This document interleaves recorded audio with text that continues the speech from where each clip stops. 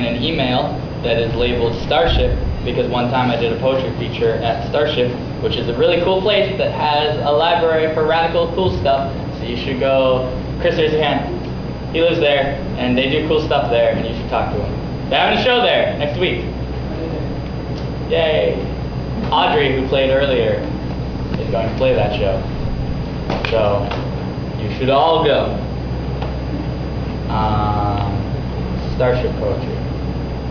All right, this is a song about a band.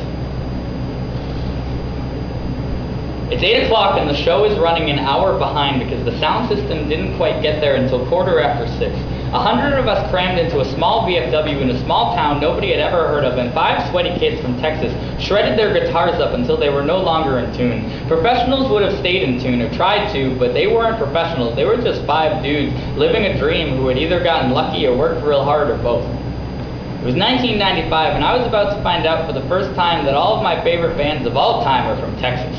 But there was one band, the best band, that came from the most south state you could make first. A guitarist who knew more about effects pedals and a frontman who warbled something between a yelp and a scream and a note. A rhythm section that thought the melody section was batshit crazy. A hardcore band named after an 80s hair metal song before irony for irony's sake was trendy. I was 10, maybe 11. I had never seen a performance quite like I was in the midst of witnessing. The energy output of the post-punk outfit could have powered a freight train and hauled a load to feed 7 third-world countries. On stage, they were everywhere and nowhere all at once.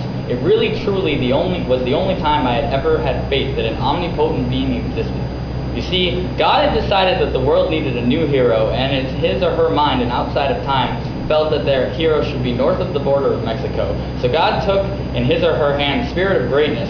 In their right hand, Led Zeppelin. In their left hand, Pink Floyd, crumpling them up and sorting them together because those bands were done and needed none of their divine spirit anymore. God left to Texas, birthplace of Christ, and found a garage of small, terrible young punk band. Saying they were terrible was an understatement. But that's what the 4-letter word signifies. Fuck you, I won't do what you tell me. The song is not about Rage Against the Machine. No need for music theory. Put enough gain on that fuzz pedal, you can't understand the notes anyways. No sound system to speak of, then speak over amps with screaming and shouts. Music evolves or devolves with its surroundings. You can't kill it. There's no Darwin's theory for your 2-minute pop song. Songs only die when we all forget.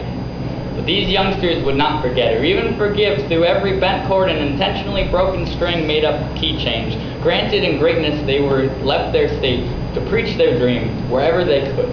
They were the shepherd of the other side of late 90s music. Unlike what would be later heralded as the music of a generation, they were gritty, honest, cryptic, and thrilling. The big guns would never give them the rank and file, but us down in the trenches, we knew and still know who our heroes are. The tour brought